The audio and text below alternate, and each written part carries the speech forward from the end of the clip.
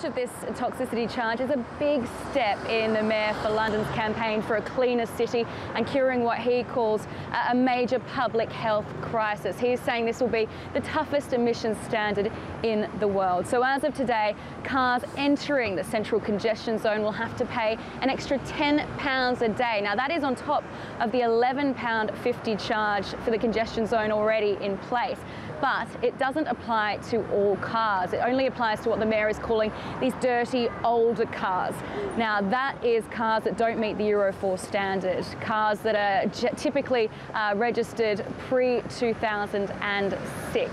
Now, this is just one step. The Mayor says he wants to go further in tackling London's high pollution rates. We've announced plans to retrofit. We're starting to retrofit the buses. So we're getting rid of the most polluting buses from London. We're also no longer buying diesel buses from next year. All the buses we'll buy will either be electric, hydrogen powered or hybrid. We're also making sure we don't license diesel taxis anymore. We're helping taxis move away from diesel to zero emission taxis. We're investing more in public transport. But also, we've got a package of measures to encourage more people to walk and cycle. We've got to do what we can to clean up the air in London. Now, all of this is, of course, to encourage people to take cleaner forms of transport, leave the cars at home. But small business councils here are saying this will just hurt businesses that operate and have to operate within the centre of London. Now, others who oppose the scheme are saying this is just going to hurt London's poorest drivers, those who simply can't afford to replace their older cars. Now, it will impact around 34,000 vehicles a month.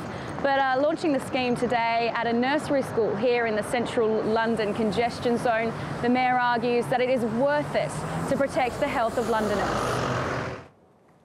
Now, for more on this, I'm joined by Matthew Jaffa. He's a Senior Development Manager at the Federation of Small Businesses in London. Mr. Jaffa, thanks so much for joining us on Money Talks. Now, drivers of the most polluting vehicles will have to pay almost double to enter the centre of London as of Monday. How have the small businesses that you've been talking to reacted to the news? Well, many businesses are being faced with crippling increases, particularly on the issues of business rates. There's going to be a 4% increase next year, and there's higher employment costs. And the concern is that whilst it's so important to tackle London's air quality, we're concerned this might not be the right lever to be able to do that. For us, it's more important to get a diesel scrappage scheme in place to give the carrot to small businesses to move towards other forms of vehicles so that we can tidy and clean up London's air so we can tackle the environmental issues and the economic issues as well. What is the latest on the diesel scrappage system? Well, we've been lobbying the Chancellor of the Exchequer hard at national level, and we've been lobbying the Mayor as well. The Mayor is very supportive of the diesel scrappage scheme, so we're all in joint efforts to do so, but we'll have to wait to see whether or not the Chancellor decides it at the budget time.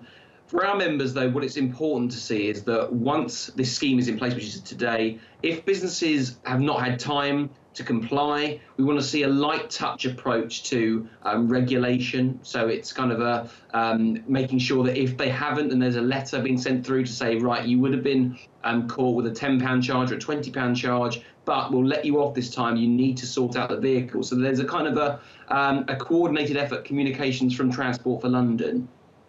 But what about the human cost of air pollution? How worried are the businesses that you speak to? I mean, 9,000 Londoners die prematurely every year because of air pollution. Do they take this into account when they, in their daily work? Yeah, so small businesses are extremely environmentally conscious, and they're doing all they can. More are encouraging cycling, more are changing their vehicles. The only issue we have is not to say we don't support the Mayor's drive to cut air, poor air, the air emissions that are damaging London's economy. For us, it's a case of making sure it's the right effort. So right now we've got a congestion charge, a low emission zone, an ultra low emission zone coming up shortly.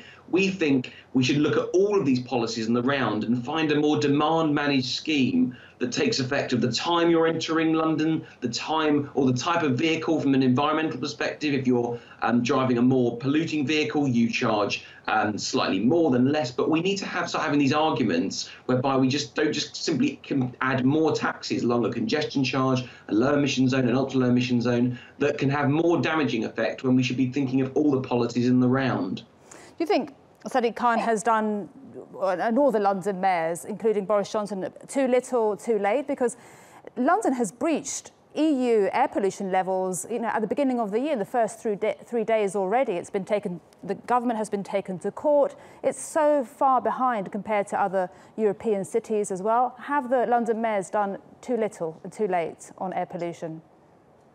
I don't think you can argue that Boris and Sadiq have really stuck their neck out to tackle the issue of air quality. It's a red line for the Mayor of London, so you can't argue with that fact. The argument we have is that we're just concerned that it's too damaging to the smallest micro businesses that make up the ecology, the ecosystem of London itself. And we don't want to see them priced out of London. We want to see them supported. So the carrot approach to this rather than the stick is so important, and that's why we continue to argue with the Mayor that once the ultra low emission zone comes in, there's a carrot approach whereby if you have got a lease that runs to 2020, when Jaffa, in fact the scheme comes in. Thank you very much for all your analysis there. That was Matthew Jaffa, Senior Development Manager at the Federation of Small Businesses in London.